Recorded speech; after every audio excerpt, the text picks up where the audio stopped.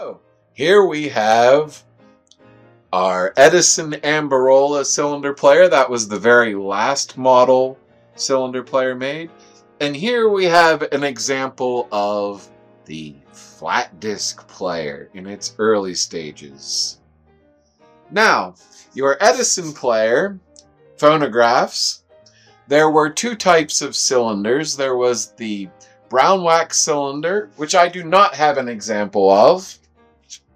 And then there was the black wax cylinder. They look like this. Though these are not completely made of wax, tried melting one down once and it turned into what looked like tar.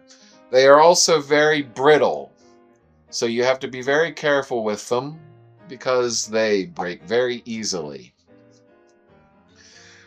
The brown wax ones you cannot play on this model. You need the special reproducer on the earlier Edison cylinder players. On an interesting side note, the horn used on this phonograph was originally actually used for a cylinder player. That's why it has this chain and hook. Originally, this pipe came back like this far and would go into the reproducer, and then they had a rod that came up off of the cylinder player and connected to this to hold the horn. When we put it on here, we can kind of see that because this is just a chintzy aftermarket elbow. Watch what happens when we do that. Try leaving that sit around all the time in your living room and see what happens at around 2 o'clock in the morning.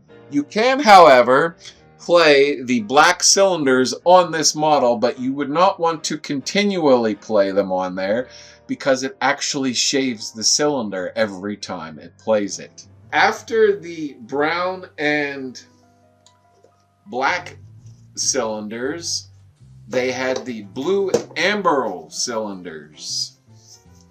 These cylinders are made of celluloid, so they will not actually break like the wax ones.